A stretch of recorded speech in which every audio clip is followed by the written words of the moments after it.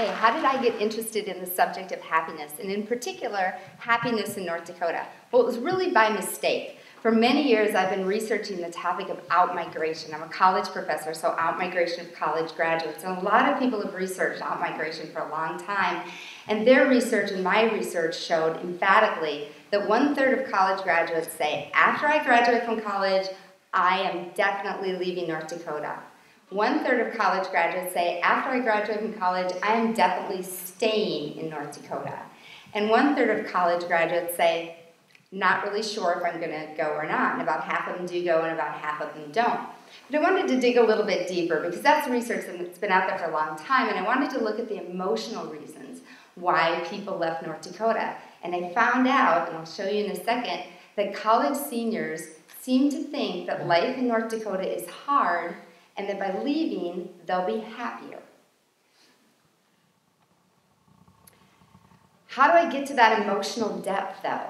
I decided to use something called the projective instrument, or the projective technique, because people are much more honest if they not tell me their own emotions, because that might be what I just want to hear, but they tell me what another person is thinking. So imagine if I invited all of you over for a 4th of July barbecue, and I burned the hot dogs. And I said, Mike, what did you think of my hot dogs? Mike would likely say, they were fine. But if I said, Mike, what did you think Susan thought of my hot dogs?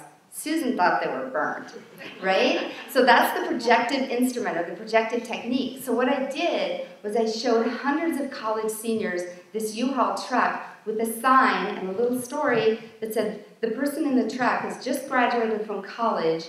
They're leaving the state of North Dakota for a job.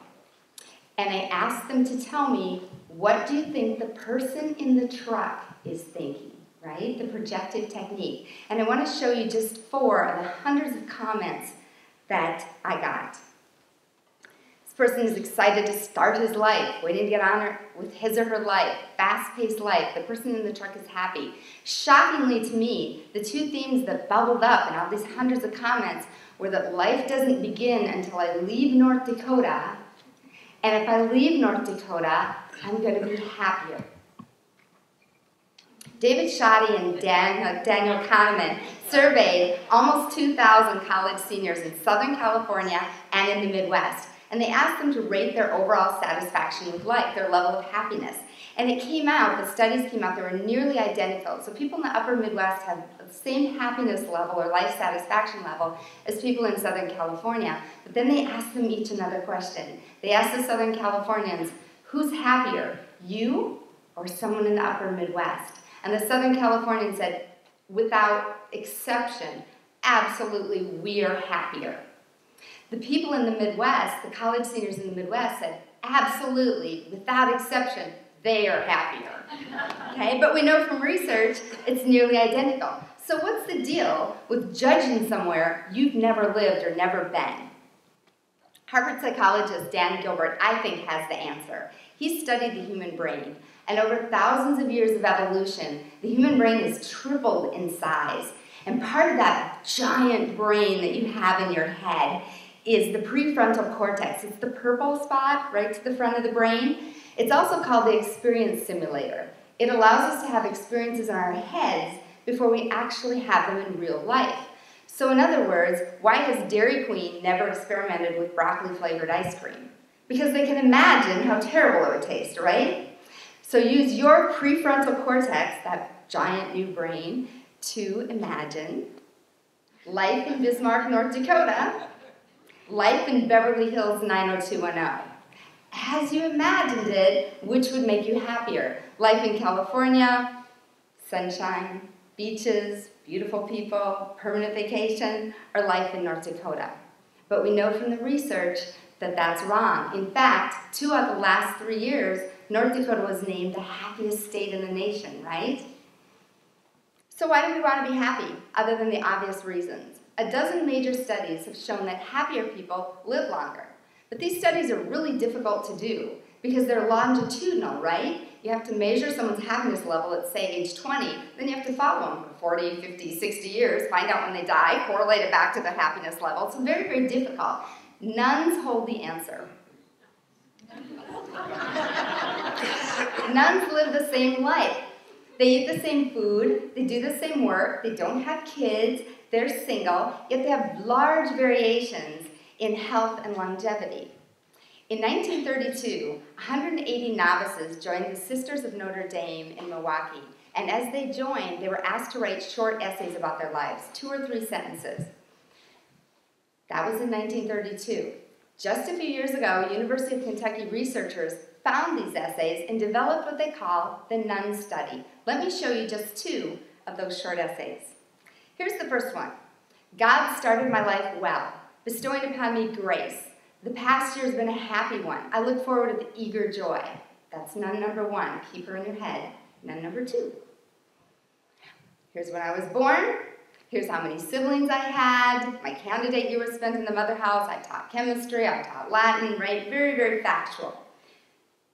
Which nun do you think lived longer?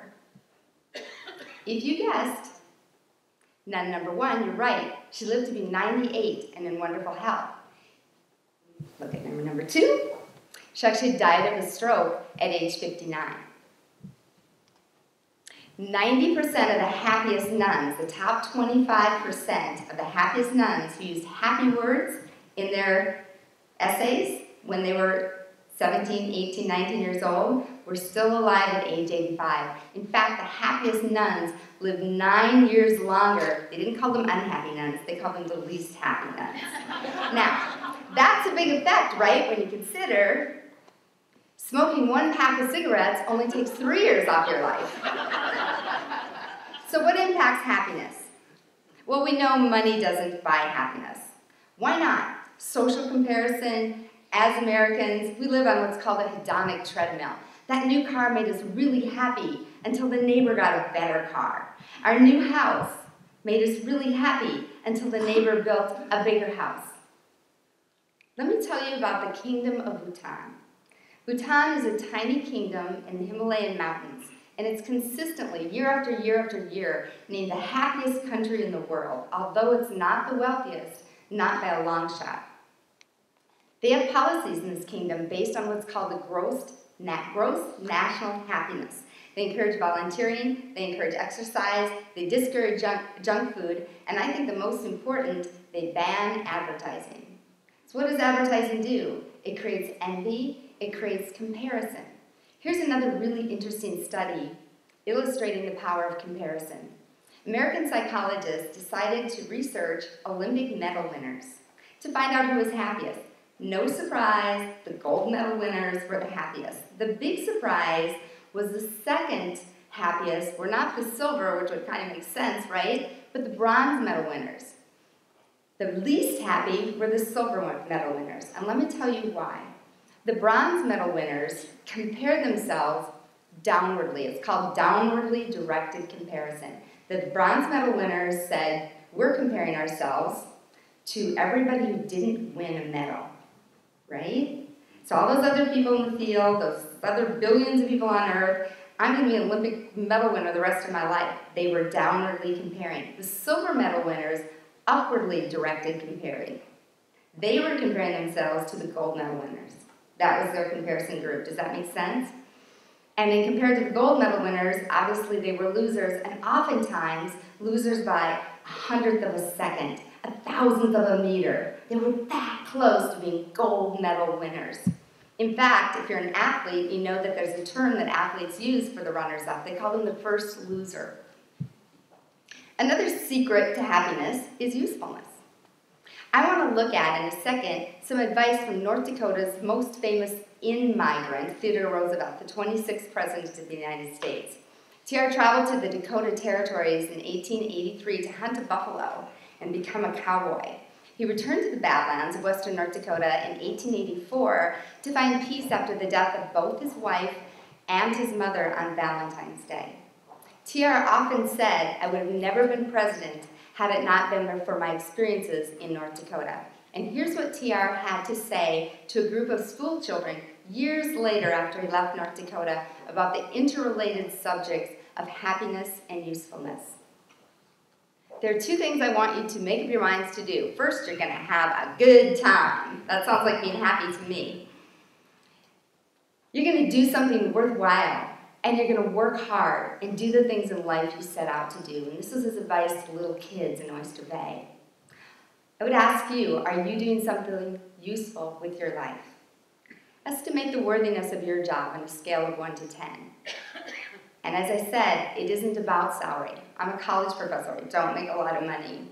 It isn't about leisure time. It's about meaningful work. I do meaningful work. A nurse does meaningful work. Someone trying to help children around the world have access to fresh, safe drinking water is doing meaningful work. Paris Hilton, Kim Kardashian, wealthy, probably not very happy or doing meaningful work. So, what have we learned so far? Don't pin your hopes on the lottery. Studies show that people who make $10,000 a year say, oh, I would be wealthy if I made 50. People making 50 say they would be happy if they made $200,000, and people making $200,000 a year say they'd only be happy if they made $1 million a year. So it's never about money. Avoid comparison and live a meaningful life. This is a beautiful picture that my son took a few miles outside of Medora, probably really similar to the view that Teddy Roosevelt saw when he was in the North Dakota Badlands. I'd ask you to look a little bit closer. Down in the corner, that's me. Imagine this is you. You haven't won the lottery. You aren't comparing yourself to other people and coming up short, but you are living a fulfilling and meaningful life in the middle of nowhere. Nowhere. That's what other people accuse North Dakota of being, right? Where do you live? North Dakota. Oh, in the middle of nowhere. Now let's put a space in that word and make it now and here. Perhaps as TR found, living a meaningful life, leaving a legacy are the ingredients that we need for happiness. The pursuit of happiness beckons us all, but it shouldn't beckon us away from North Dakota. Give yourself permission to be happy now and here.